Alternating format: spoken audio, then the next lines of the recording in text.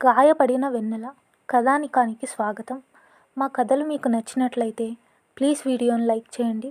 ఇలాంటి కథలు ఇంకా వినడానికి మా ఛానల్ని సబ్స్క్రైబ్ చేసుకొని బెల్ ఐకాన్ని క్లిక్ చేయండి. కావ్య తన పాత డైరీని తెరిచింది. ఆ డైరీ పేజీలు ఇప్పుడు పసుపు రంగులోకి మారాయి. కానీ అందులో తను రాసిన అక్షరాలు ఇంకా పచ్చగానే ఉన్నాయి. ఆమె కళ్ళ నుండి ఒక కన్నీటి చుక్క ఆ పేజీ మీద పడింది. కావ్య తన మనసులో ఇలా అనుకుంటుంది. అందరూ అంటారు కాలం అన్ని గాయాల్ని మాన్పుతుందని. కానీ కొన్ని గాయాలు కాలంతో పాటు పెరుగుతాయని నాకు మాత్రమే తెలుసు. నా పేరు కావ్య. నా లోకం చిన్నది. అమ్మ నాన్నల ముఖం కూడా సరిగ్గా గుర్తులేని నాకు అన్నయ్య రాఘ ఒక్కడే సర్వస్వం. ఆయన కళ్ళల్లో ఎప్పుడూ నా గురించి ఒకటే ఆందోళన ఉండేది. నా చెల్లికి ఒక తోడు దొరికితే చాలు అని. కానీ ఆ తోడు దొరికిన 10 రోజులకే విధి దాన్ని దూరం చేస్తుందని ఆయన ఊహించి ఉండరు. కావ్య కాలేజీలో చదివే రోజులవి. ఆ రోజు వర్షం చాలా జోరుగా కురుస్తోంది. కాలేజీ గ్రౌండ్ అంతా బురదగా ఉంది. కావ్య తన లైబ్రరీ పుస్తకాలు తడవకుండా గొడుగును గట్టిగా పట్టుకొని బస్టాప్ వైపు నడుస్తుంది. సరిగ్గా అప్పుడే ఒక బైక్ వేగంగా ఆమె పక్క నుండి వెళ్ళింది. బురద నీళ్లు కావ్య చుడిదార్ మీద పడ్డాయి. అయ్యో అని ఆగిపోయింది కావ్య. ఆమె కళ్ళల్లో నీళ్లు తిరిగాయి. ఆ డ్రెస్ అన్నయ్య ఎంతో ఇష్టపడి మొన్ననే కొనిచ్చారు. బైక్ ఆపిన కుర్రాడు వెనక్కి వచ్చాడు. అతనే కార్తిక్. కార్తిక్ మాట్లాడుతూ, అయ్యో వెరీ సారీ అండి, గమనించలేదు. చాలా బురద అయిందా అని అడిగాడు. అప్పుడు కావ్య కోపంగా కన్నీళ్లతో, చూసి నడపలేరా? ఇది కొత్త డ్రెస్ తెలుసా? మీరు సారీ చెబితే పోతుందా? కార్తిక్ నిశ్శబ్దంగా ఆమె ముఖం చూస్తూ, నిజంగా క్షమించండి, నేను కావాలని చెయ్యలేదు. పదండి, కావాలంటే నేను మిమ్మల్ని డ్రాప్ చేస్తాను. అప్పుడు కావ్య, అవసరం లేదు, నాకు పరిచయం లేని వాళ్ళ బైక్ ఎక్కే అలవాటు లేదు అని బదులిచ్చి కావ్య అక్కడి నుండి విసురుగా వెళ్ళిపోయింది. కార్తిక్ అక్కడే నిలబడిపోయాడు. ఆమె కోపంలో కూడా ఒక స్వచ్ఛత, ఆమె కళ్ళల్లో ఒక అమాయకత్వం అతనికి చాలా నచ్చాయి. అదే వారి మొదటి పరిచయం. ఆ తర్వాత కార్తిక్ కావ్యను వదిలిపెట్టలేదు. ప్రతిరోజు లైబ్రరీ దగ్గర, క్యాంటీన్ దగ్గర ఆమె కోసం ఎదురు చూసేవాడు. కావ్య మాత్రం అతన్ని చూసి చూడనట్టుగా వెళ్ళిపోయేది. ఒకరోజు సాయంత్రం అటుగా వెళ్తున్న కావ్యాన్ని చూసిన కార్తిక్, కావ్యగారు ఆగండి. కావ్యగారు ఇంకా నా మీద కోపంగానే ఉన్నారా? ఆ డ్రెస్కి బదులుగా నేను ఇంకొకటి కొనివ్వనా అని అడిగాడు. కావ్య ఆగి, మీ పేరేంటండి అని అడగ్గా కార్తిక్ అని బదులిచ్చాడు.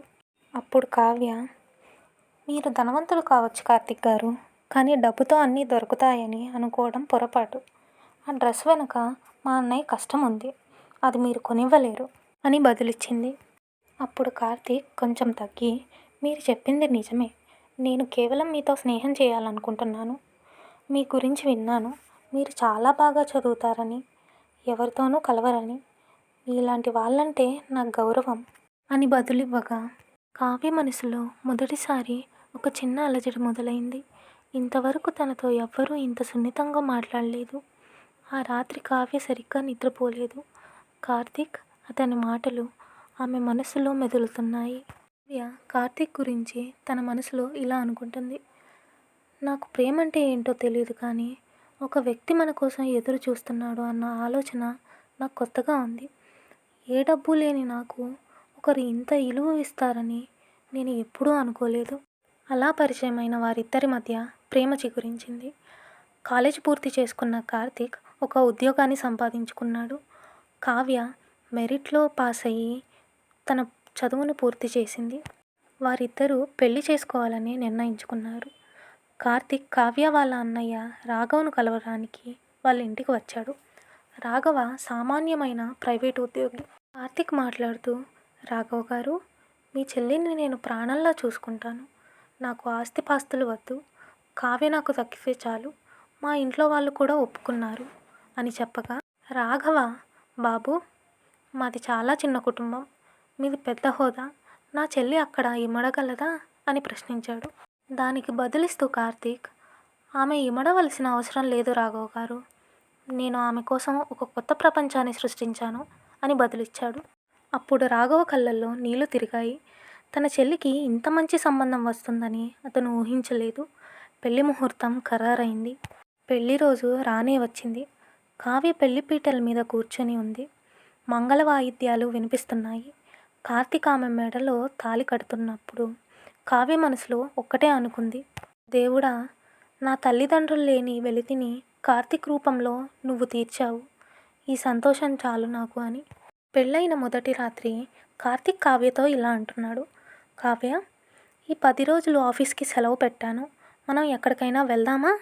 దానికి కావ్య బదులిస్తూ, వద్దు కార్తీక్, ఈ ఇంట్లోనే మీతో గడిపితే చాలు నాకు. బయట ప్రపంచం కంటే మీ పక్కన ఉండడమే ఇష్టం. కార్తీక్ నవ్వుతూ, ఇంత ఇష్టమా నా మీద? కావ్య, ఇష్టం కాదు కార్తీక్, మీరు నా ఊపిరి. ఆ 10 రోజులు కావ్యకు ఒక కలలా గడిచాయి. కార్తీక్ ఆమెను ప్రతి క్షణం ఒక రాణిలా చూసుకున్నాడు. కానీ 10వ రోజు సాయంత్రం కార్తీక్ ఒక చిన్న పని మీద బయటికి వెళ్ళొస్తానని చెప్పి వెళ్ళాడు. గంటలు గడిచాయి. ఫోన్ చేస్తే కలవడం లేదు. కావ్య మనసులో ఏదో తెలియని భయం. సరిగ్గా 8 గంటలకు పోలీసులు ఫోన్ చేశారు. పోలీసుల ఫోన్ కాల్తో కార్తీక్ వెళ్ళిపోయాడన్న నిజాన్ని నమ్మడానికి కావ్యకు చాలా సమయం పట్టింది. ఆసుపత్రి కారిడార్లో ఆమె వేసిన కేకలు ఎవరికీ వినిపించలేదు. తెల్లటి బట్ట కప్పి కార్తీక్ దేహం ముందు ఆమె విగ్రహంలా నిలబడింది. కావ్య మనసులో ఏడుస్తూ ఇలా అనుకుంటుంది. కార్తీక్, సాయంత్రం మల్లెపూలు తెస్తానన్నావు కదా, ఇప్పుడు ఈ తెల్లటి పూల మధ్య ఎందుకు పడుకున్నావు? నిన్ను ఒంటరిదాన్ని చేసి వెళ్ళను అని నా చేతిలో చెయ్యేసి ప్రమాణం చేసి చెప్పావు కదా, ఇప్పుడు నా చేతులు ఎందుకు ఖాళీగా ఉన్నాయి? నా నుదుటిన ఉన్న కుంకుమను తుడిచివేయడానికి ఈ ప్రపంచం ఎందుకు ఇంత తొందరపడుతోంది అని ఆమె రోదిస్తుంది. కార్తీక్ అంత్యక్రియలు ముగిశాయి. ఇంటికి రాగానే కావ్యకు అసలైన నరకం మొదలైంది. కార్తీక్ తల్లి ఆమెను గదిలోకి రానివ్వలేదు. కావ్య అత్తగారు అరుస్తూ, నువ్వు లోపలికి రావడానికి వీల్లేదు. నువ్వు మా ఇంట్లో కోడలివి కాదు. నా కొడుకు ప్రాణం మింగేసిన కాలనాగు. ఏ ముహూర్తాన నీ అడుగు ఇంట్లో పడిందో కానీ 10 రోజులకే మా వంశాంకురం ఆరిపోయింది. అప్పుడు కావ్య కన్నీళ్లతో, అత్తయ్య, నేనేం చేశాను? ఆయన నా ప్రపంచం. నేను కూడా చనిపోవాలనుకున్నాను. కానీ విధి నన్ను వదలలేదు. కావ్య అత్తగారు, చావలసిందే నువ్వు, కానీ నా కొడుకు పోయాడు. నీ జాతకంలోనే ముండమోపి యోగం ఉందట. ఆ జాతక చక్రంతో నా కొడుకు తలరాతను మార్చేశావు. నీ సామాన్లు సర్దుకొని వెంటనే వెళ్ళిపో అని అరిచారు. కావ్య ఒక్కసారిగా అక్కడే కుప్పకూలిపోయింది. తన చేతి గాజుల వైపు చూసుకుంది. అవి పగిలిపోయి ఉన్నాయి. మెడలో తాళిని ఎవరో బలవంతంగా లాగినట్టు అనిపించింది. ఆ రాత్రి ఆమె తన భర్త ఇంటి ముందే అపరిచితురాలిలాగా గడప దగ్గరే కూర్చొని ఏడ్చింది. విషయం తెలుసుకున్న రాఘవ, ఇక అక్కడ ఉండలేవమ్మా అని కావ్య అన్నయ్య రాఘవ కావ్యను తన ఇంటికి తీసుకొని వచ్చాడు. రాఘవ కళ్ళల్లో నీళ్లు సుడులు తిరుగుతున్నాయి. కానీ వదిన సుమ ముఖం మాత్రం కోపంతో ఎర్రబడింది. కొన్ని రోజులకి సుమ కోపంగా ఇలా అంటుంది.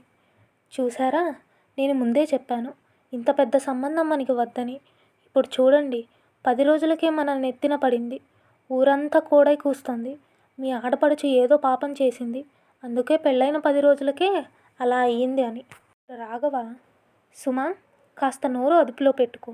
తను నా చెల్లి, తన తప్పేముంది? ఇప్పుడు సుమ బదిలిస్తూ, తప్పు లేకపోవచ్చు, కానీ అరిష్టం ఉంది. నా పిల్లలకి ఇంకా పెళ్ళిళ్ళు కావాలి. వాళ్ళ భవిష్యత్తు ఏమవ్వాలి? ఇంట్లో ఎప్పుడు ఏడుపు మొహం పెట్టుకొని ఈమె ఉంటే మనకి కలిసి వస్తుందా? కావ్య గదిలో కూర్చొని ఈ మాటలన్నీ వింటోంది. ఆమెకి ఒక్కొక్క మాట గుండెల్లో బాణంలా గుచ్చుకుంటుంది. కావ్య తన మనసులో ఇలా అనుకుంటుంది. నా పుట్టిల్లు కూడా పరాయిల్లు అయ్యింది. కార్తీక్ ఉన్నప్పుడు నన్ను తల మీద పెట్టుకొని చూసుకున్న వీళ్ళే ఇప్పుడు నన్ను ఒక భారంగా చూస్తున్నారు. కార్తీక్, నువ్వు ఉన్నప్పుడు నాకు అందరూ ఉన్నారు. నువ్వు వెళ్ళిపోవడంతో నేను ఒక అనాథని అని మళ్ళీ గుర్తు చేస్తున్నారు అని వెక్కి వెక్కి ఏడ్చింది. రోజులు గడిచే కొద్దీ సుమ వేధింపులు పెరిగాయి. కావ్యను ఇంట్లో అందరితో కలిసి కూర్చోనిచ్చేది కాదు. పాత గుడ్డలు వేసుకోమని, అందరు తిన్నాక మిగిలిన అన్నం తినమని ఆజ్ఞాపించేది. రోజు ఉదయం కావ్య కిచెన్లోకి వెళ్ళింది. ఇది గమనించిన సుమ, ఏయ్, ఆ గిన్నెలు ముట్టుకోకు, నువ్వు ముట్టుకుంటే ఆ తిండి మాకు పడదు. కావాలంటే పక్కన ఆ పాత ప్లేట్లో వేస్తాను. తీసుకొనెళ్ళి నీ గదిలో తిను. అప్పుడు కావ్య నిబ్బరంగా, వదినా, నేనేం పాపం చేయలేదు. కేవలం నా భర్త చనిపోయాడు. దానికి నన్ను ఇంతలా హింసించాలా అని అడిగింది. అప్పుడు సుమ బదులిస్తూ, అవును, హింసించకపోతే నువ్వు ఇక్కడే తిని కూర్చుంటావు. సిగ్గుంటే ఏదైనా పని చేసుకొని పోవచ్చు కదా అని ప్రశ్నించింది. కావ్య ఆ క్షణమే నిర్ణయించుకుంది, కన్నీళ్లతో బతకడం కంటే చెమట చిందించి బతకడం మిన్నా అని. ఆ రోజే తన ఫ్రెండ్ రమ్యకు ఫోన్ చేసింది. కావ్య రమ్యకు ఫోన్లో జరిగిందంతా వివరించి, రమ్య, నాకు ఏదైనా ఉద్యోగం కావాలి. ఎంత చిన్నదైనా పర్లేదు, నేను ఇక్కడ ఉండలేను అని చెప్పింది. అప్పుడు రమ్య బదులిస్తూ, కావ్య, ఎంత పని చేశావే. నీ పరిస్థితి విని చాలా బాధపడ్డాను. మా ఆఫీస్లో ఒక అడ్మిన్ అసిస్టెంట్ పోస్ట్ ఖాళీగా ఉంది. కంపెనీ చాలా పెద్దది, ఆర్పి గ్రూప్ ఆఫ్ ఇండస్ట్రీస్. నువ్వు వెంటనే రా రేపు అనేనని బదులిచ్చింది. మరుసటి రోజు ఉదయం కావ్య ఒక సాదా తెల్లని చీర కట్టుకొని, నుదుటన బొట్టు లేకుండా సరిగ్గా లేని చెప్పులు వేసుకొని ఆఫీస్ మెట్లు ఎక్కింది. ఆమె కళ్ళల్లో ఉన్న విషాదం ఆమె అందాన్ని రెట్టింపు చేసింది. ఆఫీసు చాలా పెద్దది, అంతా అద్దాల మేడలా ఉంది. కావ్య రిసెప్షన్ దగ్గర నిలబడి ఉండగా కార్ పార్కింగ్ నుంచి ఒక ఖరీదైన కారు ఆగింది. అందులో నుండి వినయ్ దిగాడు. వినయ్ ఆ కంపెనీ యజమాని కొడుకు. గంభీరమైన వ్యక్తిత్వం, కానీ కళ్ళల్లో ఏదో తెలియని జాలి. లిఫ్ట్ దగ్గర ఇద్దరూ ఎదురుపడ్డారు. వినయ్ కావ్యను చూస్తూ, మీరు కొత్తగా జాయిన్ అవుతున్నారా అని అడగ్గా కావ్య తల వంచుకొని, అవును సార్, ఇంటర్వ్యూ కోసం వచ్చాను అని బదులిచ్చింది. వినయ్, మీ పేరు అని అడగ్గా కావ్య కావ్య అని బదులిచ్చింది. వినయ్ ఆమె కళ్ళల్లోకి చూశాడు. ఆ కళ్ళల్లో ఉన్న లోతైన బాధ అతన్ని ఒక్క క్షణం స్తంభింపజేసింది. వయసులో ఉన్న అంత అందంగా ఉండి కూడా ఆమె ఎందుకు అంత నిర్వేద్యంగా ఉందో అతనికి అర్థం కాలేదు. కానీ ఆ క్షణమే అతని మనసులో ఆమె పట్ల ఏదో ఒక తెలియని కుతూహలం మొదలైంది. కావ్యకు ఉద్యోగం వచ్చింది. ఆమె పనిచేసే తీరు చాలా క్రమశిక్షణతో ఉండేది. ఎవరితోనూ అనవసరంగా మాట్లాడేది కాదు.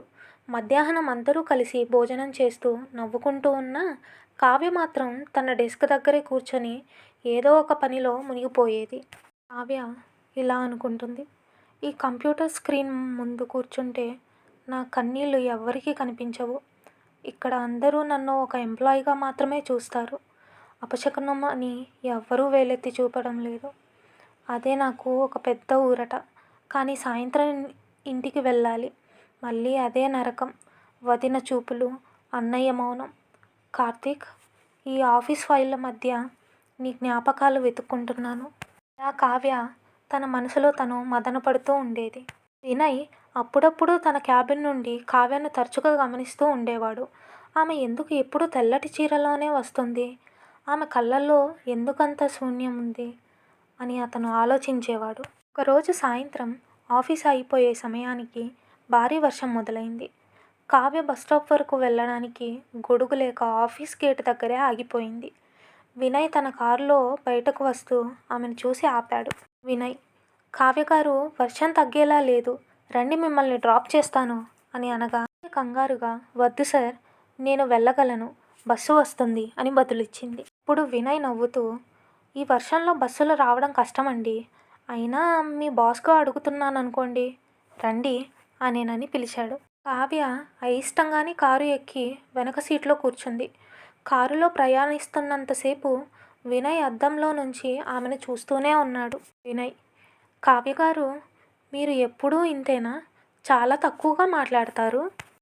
దానికి కావ్య బదులిస్తూ, మాట్లాడడానికి నా దగ్గర ఏమీ లేదు సార్. నా మాటలు వినే మనిషి ఇప్పుడు లేడు. ఆ మాటల్లో లోతైన వేదన వినయ్ గుండెను తాకింది. అతను మరింకేమీ అడగలేకపోయాడు. రోజులు గడుస్తున్న కొద్దీ వినయ్కి కావ్య మీద ఇష్టం పెరగసాగింది.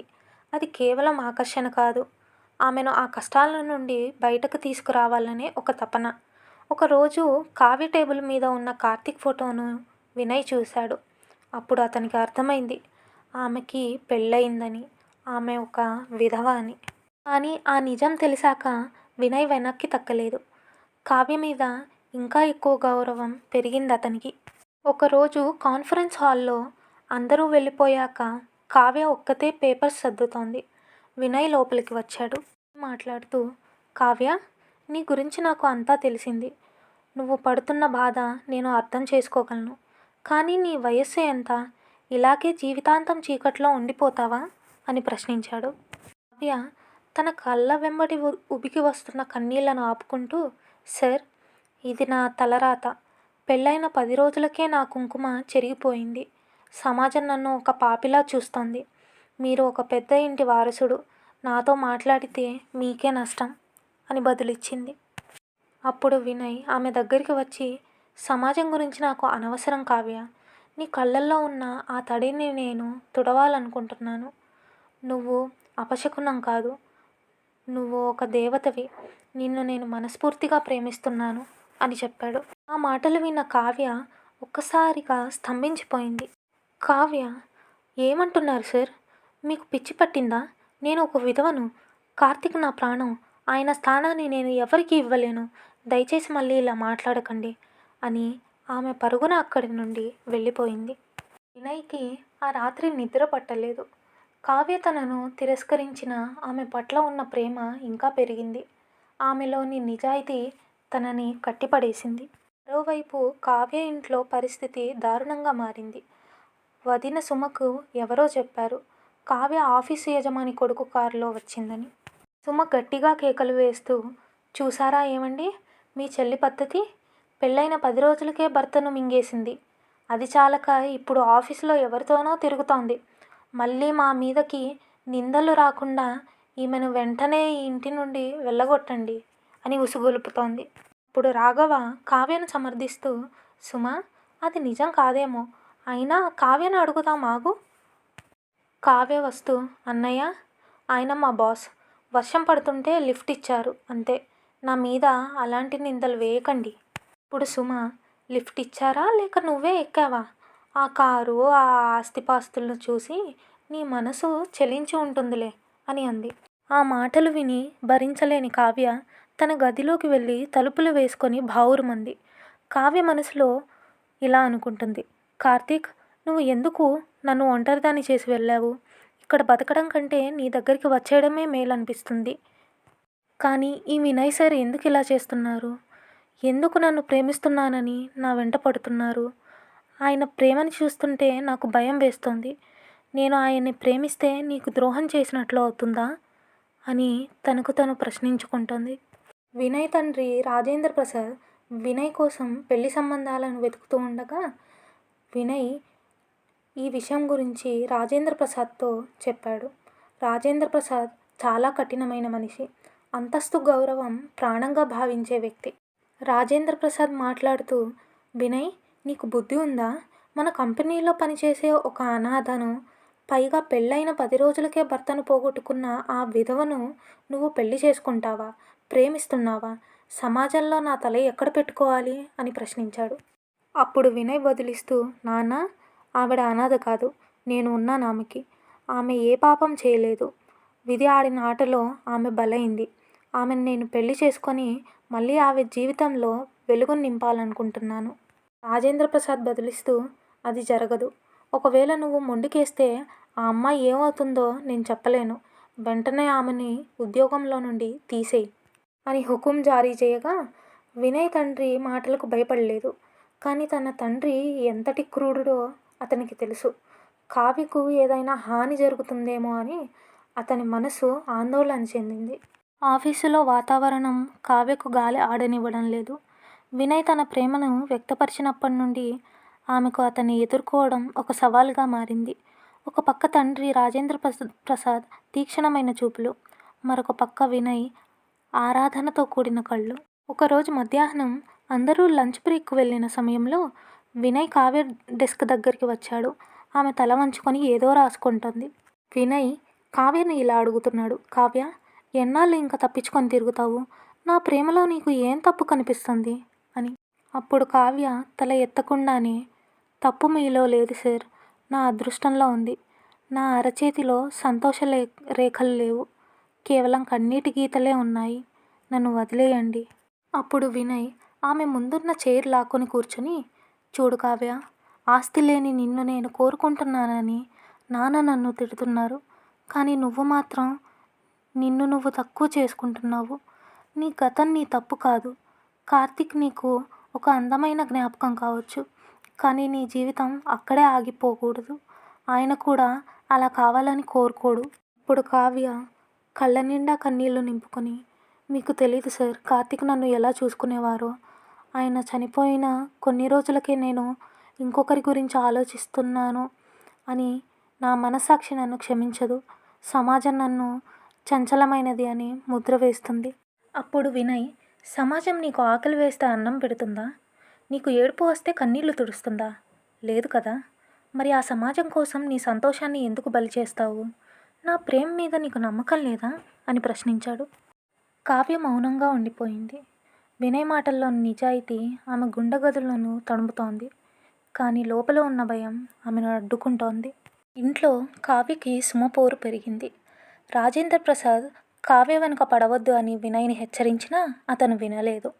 ఆస్తిలో చిల్లి గవ్వ కూడా ఇవ్వనని బెదిరించినా వినయ్, నాకు ఆస్తులు వద్దు, నన్ను కావ్యాన్ని వదిలేయండి అని అర్థించాడు. కానీ వినయ్ మాటలు విన్న తర్వాత రాజేంద్ర ప్రసాద్కి అర్థమైంది, కావ్యని వీడు వదలడు అని. అందువలన రాజేంద్ర ప్రసాద్ కావ్య వాళ్ళ ఇంటికి కొందరు రౌడీలను పంపించి బెదిరించాడు కావ్య ఇంటిలో లేనప్పుడు. అలాగే కావ్య ఉద్యోగం కూడా తీసివేశాడు. అది అర్ధరాత్రి. సుమ కేకలు వేస్తూ, ఇదిగోండి, ఈ ఇంట్లో ఈమె ఉండడానికి వీల్లేదు. ఇరుగు పొరుగు వాళ్ళు తూ అని ఉమ్మేస్తున్నారు. పెళ్ళైన 10 రోజులకే మొగుడిని మింగింది. ఇప్పుడు ఆఫీస్లో ఓనర్ కొడుకుతో కులుకుతోందట. ఈ నిందలు మోయడానికి మేము సిద్ధంగా లేము. అప్పుడు రాఘవ, సుమ, నీకు పిచ్చి పట్టిందా? వారేదో అంటే నువ్వు నా చెల్లినంటావా? సుమ, చెల్లి కాదు, శని. ఇప్పుడే ఈమెను బయటకు పంపండి, లేదంటే నేను నా పిల్లలతో కలిసి బావిలో దూకుతాను. ఈ మాటలు విన్న కావ్య లోపలి గదిలో నుండి బయటకు వచ్చింది. ఈమె కళ్ళల్లో కన్నీళ్లు ఎండిపోయాయి. ఒక చిన్న సంచిలో తన పాత బట్టలు, కార్తీక్ ఫోటో సర్దుకుంది. కావ్య, అన్నయ్య, వద్దు, నా వల్ల మీరు గొడవ పడకండి. నేను వెళ్ళిపోతాను. ఇంతకాలం నన్ను చూసుకున్నారు, అది చాలు. ఇక నన్ను నేను చూసుకోగలను. వెళ్ళొస్తానన్నయ్య. రాఘవ, కావ్య, ఎక్కడికి వెళ్తావమ్మా? కావ్య, ఎక్కడికో తెలియదన్నయ్య, ఎక్కడికో ఒక చోటికి. విధి ఎక్కడికి తీసుకొని వెళ్తే అక్కడికి. కావ్య ఇంటి నుండి వెళ్ళిపోవడం చూసిన రాఘవ, ఆగమ్మా అని కావ్యని ఆపడానికి వెళ్ళబోగా సుమ ఆగండి అని రాఘవని గదిలో వేసి గడియ పెట్టింది. ఆ చిమ్మ చీకటి వేళ వర్షం మొదలవుతున్న సమయంలో కావ్య ఒంటరిగా ఆ ఇంటి గడప దాటింది. ఆమెకు వెళ్ళడానికి దారి తెలీదు, ఉండడానికి నీడ లేదు. ఆ చలిగాలికి బస్టాప్ బెంచ్ మీద వణుకుతూ కూర్చున్న కావ్యను చూసి వినయ్ కారు ఆపాడు. వర్షం ఆమె కన్నీళ్లను కప్పేస్తోంది, కానీ ఆమె పడుతున్న వేదనను కప్పలేకపోయింది. వినయ్ ఆమె దగ్గరకు వెళ్ళి, కావ్య, ఈ అర్ధరాత్రి వేళ ఇక్కడున్నావేంటి? లే కావ్య, లే, ముందు కారు ఎక్కు. ఈ అర్ధరాత్రి ఇలా ఒంటరిగా ఉండడం మంచిది కాదు. అప్పుడు కావ్య మొండిగా, వద్దు సార్, వద్దు, నన్ను వదిలేయండి, నాకు ఎవ్వరూ అక్కర్లేదు, మీరు కూడా వెళ్ళిపోండి అని నన్ను గట్టిగా అరిచి చెప్పింది. ఆ మాటలు విన్న వినయ్ ఆమె భుజాల మీద చెయ్యి వేసి, ఏడవకు కావ్య, నువ్వు ఇంకెప్పుడూ ఒంటరినని అనుకు, నీకు నేనున్నాను. ఈ సమాజం ఏమనుకున్నా నీకు నేనున్నాను చెప్పగా, ఆ మాటలు విన్న కావ్య, నాకెవరూ అక్కర్లేరు, మీరు కూడా ఇక్కడి నుంచి త్వరగా వెళ్ళిపోతే మంచిది అని గంభీరంగా చెప్పింది. కానీ వినయ్ ఆమె మాటలు వినకుండా వినయ్ ఆమెను బలవంతంగా తన కారులో ఎక్కించి తన సొంత ఇంటికి తీసుకొని వెళ్ళాడు. అక్కడ కావ్యకి తువాలు ఇచ్చి వేడి కాఫీ అందించి ఆమె ముందు మోకాళ్ళ మీద కూర్చున్నాడు. అతను మోకాళ్ళ మీద తన ఎదురుగా కూర్చోవడం చూసిన కావ్య పక్కకి చూసింది. చూడగా కావ్య ఆ గదిలో ఒక ఫోటోను చూసి ఆశ్చర్యపోయింది. ఇది కార్తీక్ ఫోటో. కావ్య షాక్తో, వినయ్ సార్, ఈ ఫోటో మీ దగ్గర ఎందుకుంది అని ప్రశ్నించింది. నువ్వు పెళ్లి చేసుకున్న 10 రోజులకే కార్తీక్ చనిపోయాడని తెలిసిన రోజు నేను రహస్యంగా కార్తీక్ వాళ్ళ ఊరు వెళ్ళాను కావ్య. కార్తీక్ ఎలాంటివాడు అని ఆరా తీశాను. అతను నిన్ను ఎలా ప్రేమించాడో అక్కడి వాళ్ళు చెప్పారు. అందుకే నీ మనసులో కార్తీక్ స్థానాన్ని నేను ఎప్పటికీ చేరాలనుకోను. నేను నీకు రెండో భర్తగా కాదు, కార్తీక్ వదిలి వెళ్ళిన బాధ్యతగా నీ జీవితంలో ఉండాలనుకుంటున్నాను. సమాజం నిన్ను విధవ అంటుంది. కానీ నా దృష్టిలో నువ్వొక త్యాగమూర్తివి. నువ్వు ఆస్తి లేని దానివని నాన్న అంటున్నారు. కానీ నీ ఆత్మగౌరవమే అతిపెద్ద ఆస్తి. నా ప్రేమ నిన్ను బంధించదు కావ్య. నిన్ను స్వేచ్ఛగా బ్రతకనిస్తుంది. నీకు గౌరవం లేని చోట నువ్వు ఉండక్కర్లేదు. నేను నిన్ను పెళ్లి చేసుకుంటానని అంటుంది నీ మీద జాలితో కాదు, నిన్ను ఆరాధించే మనసుతో. ఆలోచించి చెప్తున్నాను. ఒక్కసారి ఆలోచించు. ఆ మాటలు విన్న కావ్య గుండెల్లో ఒక రకమైన ప్రశాంతత మొదలైంది. కార్తీక్ చనిపోయిన తర్వాత అందరూ ఆమెను ఒక వస్తువులా, అశుభంలా చూశారు. కానీ వినయ్ మాత్రమే ఆమెను ఒక మనిషిగా చూశాడు. తన పాత ప్రేమను గౌరవిస్తూనే కొత్త జీవితాన్ని ఇవ్వాలనుకున్న అతని గొప్ప మనసు చూసి కావ్య కళ్ళల్లో నీళ్ళు ఆగలేదు. కావ్య వినయ్ చేతులు పట్టుకొని, సార్, ఇప్పటి వరకు అందరు నన్ను నిందించేవారే. నా బాధను అర్థం చేసుకున్న మొట్టమొదటి వ్యక్తి మీరే. నా కోసం మీ తల్లిదండ్రుల్ని, ఆస్తుల్ని కూడా వదులుకోవడానికి సిద్ధపడ్డారు. మీలాంటి మనిషిని కాదంటే నాకు నేను ద్రోహం చేసుకున్నట్టే. నన్ను క్షమించండి. నా మనసులో ఇంకా కార్తీక్ ఉన్నాడన్న విషయం మీకు తెలుసు. తెలిసినా మీరు ఒప్పుకుంటానంటున్నారు. అంతకంటే ఏం కావాలి సార్? సరే, నేను మిమ్మల్ని పెళ్లి చేసుకోవడానికి సిద్ధంగా ఉన్నాను అని బదులిచ్చింది. ఆ క్షణం కావ్య తన గతంలో చీకటిని వదిలి వినయ్ అందించిన వెలుగు వైపు అడుగులు వేయాలని నిర్ణయించుకుంది. కార్తీక్ జ్ఞాపకం ఆమె గుండెల్లో ఒక దీపంలా ఉంటే, వినయ్ ప్రేమ ఆమె జీవితానికి ఒక సూర్యోదయంలా అనిపించింది. ఆ మాటలు విని సంతోషించిన వినయ్, చూడు కావ్య, నాన్న ఒప్పుకున్నా ఒప్పుకోకపోయినా నువ్వు నా భార్య. పద, రేపే పెళ్లి చేసుకుందాం అని చెప్పాడు. వినయ్ ధైర్యాన్ని చూసి కావ్యకి మొట్టమొదటిసారి తన మీద తనకే నమ్మకం కలిగింది. వినయ్ తన కోసం సర్వస్వాన్ని వదులుకోవడానికి సిద్ధపడడం ఆమెను కదిలించింది. వినయ్ కావ్యను పెళ్లి చేసుకోబోతున్నాడని రాజేంద్ర ప్రసాద్కు తెలిసింది. ఆయన అహంకారం దెబ్బతింది. రాజేంద్ర ప్రసాద్ తన అనుచరుడితో, నా కొడుకు ఒక విధవను పెళ్లి చేసుకుని మా వంశం పరువు తీయడమా? అది జరగకూడదు. రేపు గుడికి వెళ్ళే దారిలో ఆ అమ్మాయి ప్రాణాలతో ఉండకూడదు. అది ప్రమాదంలాగే కనిపించాలి. వినయ్కి ఈ విషయం ఎప్పటికీ తెలియకూడదు. ఆ జాగ్రత్తలు తీసుకొని పని కానించండి అని ఆదేశించాడు. కావ్యకి సహాయంగా ఉండడానికి వినయ్ కావ్య స్నేహితురాలైన రమ్యను పిలిపించాడు. కావ్య గుడికి వెళ్ళడానికి సిద్ధమైంది. రమ్య ఇచ్చిన కొత్త చీర కట్టుకుంది. ఆమె మనసులో ఒక పక్క సంతోషం, మరో పక్క కార్తీక్ గురించి ఒక రకమైన అపరాధ భావం. కావ్య మనసులో ఇలా అనుకుంటుంది, కార్తీక్, నన్ను క్షమించు. నీ స్థానాన్ని ఎవ్వరూ తీసుకోలేరు. కానీ ఈ మనిషి నా కోసం ప్రపంచాన్నే ఎదురిస్తున్నాడు. ఆయన ప్రేమకు నేను దాసోహం అవుతున్నాను. నన్ను క్షమించు కార్తీక్ అని అనుకుని గుడికి వెళ్ళడానికి ఆటో ఎక్కింది. వినయ్ గుడి దగ్గర పూలమాలలతో ఎదురు చూస్తున్నాడు.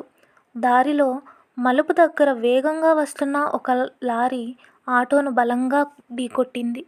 ఆటో రోడ్డు పక్కన పడి ఉంది. లారీ వేగంగా గుద్ది వెళ్ళిపోవడంతో ఆ ప్రాంతమంతా బీభత్సంగా మారింది.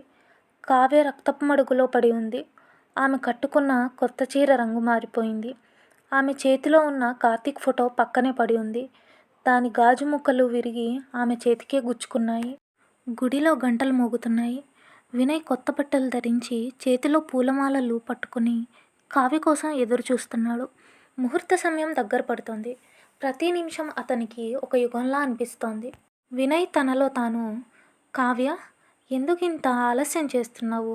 ఈ కొత్త జీవితం కోసం నువ్వు కూడా నా అంత ఆశగా ఎదురు చూస్తున్నావు కదా.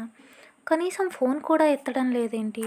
ఎంత ఎదురు చూసినా కావ్య రాకపోవడంతో వినయ్ మనసులో ఏదో కీడు శంకించింది. వెంటనే కారు తీసుకొని ఆమె ఉంటున్న ఇంటికి వెళ్ళి చూడగా అక్కడ లేదు. అక్కడ పని వాళ్ళని అడగ్గా, లేదయ్యా, అమ్మగారు ఇప్పుడే బయలుదేరి వెళ్ళిపోయారు అని చెప్పగా, రమ్య ఇంటికి వెళ్ళి ఉండవచ్చని రమ్య ఇంటికి వెళ్ళాడు. కానీ అక్కడ ఇంటికి తాళం వేసి ఉంది. ఇరుగు పొరుగు వారిని అడగ్గా, ఆ అమ్మాయి ఎప్పుడో ఆటో ఎక్కి వెళ్ళిపోయింది బాబు అని చెప్పారు. వినయ్కి ఏమీ అర్థం కాలేదు. తిరిగి గుడివైపు వేగంగా వస్తున్నాడు. మధ్యలో ఒక మలుపు దగ్గర ట్రాఫిక్ నిలిచిపోయి ఉంది. జనం గుంపులు గుంపులుగా నిలబడి ఉన్నారు. రోడ్డు మీద గాజు ముక్కలు, ఆటో తునకలు పడి ఉన్నాయి.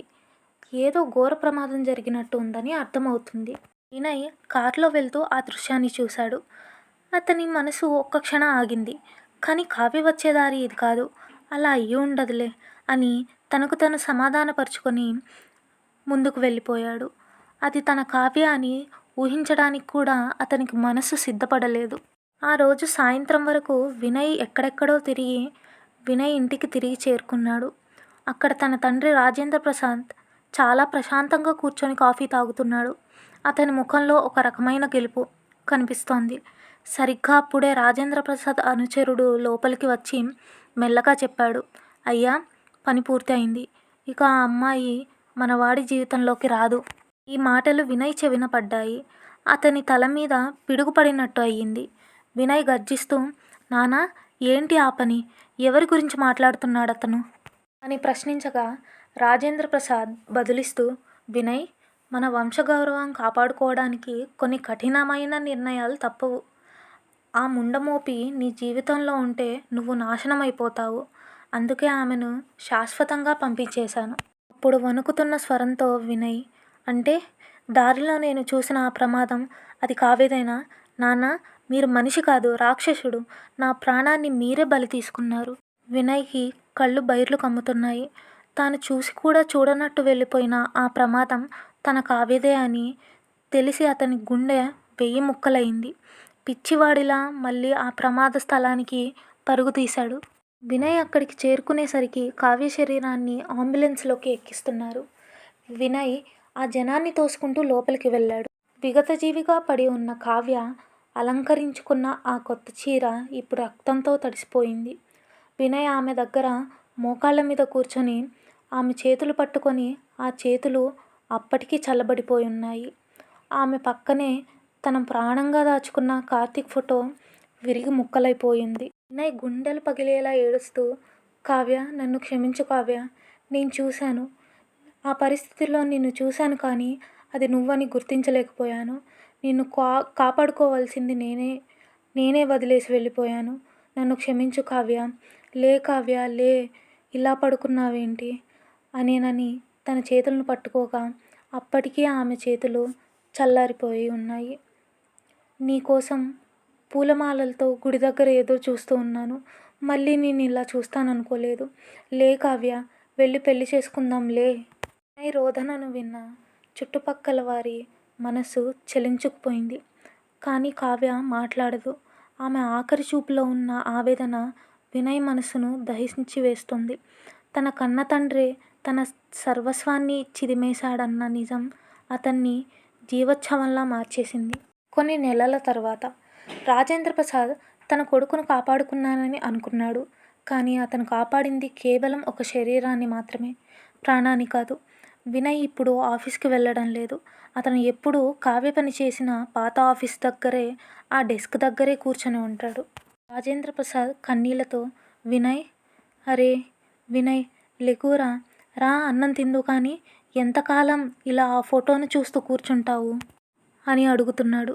వినయ్ శూన్యంలోకి చూస్తూ పిచ్చిగా నవ్వుతూ, నాన్న, చూడండి, కావ్య ఇక్కడే ఉంది. తను ఫైల్స్ రాస్తోంది. మీరు తనని ఎందుకు అరుస్తున్నారు? తను ఏ తప్పు చేయలేదు కదా. అదిగో తను నవ్వుతోంది. కావ్య, మల్లెపూలు తెచ్చాను, నీ తల్లో పెట్టనా? మాటలు విన్న రాజేంద్ర ప్రసాద్ కళ్ళ వెంబడి నీళ్లు కారాయి.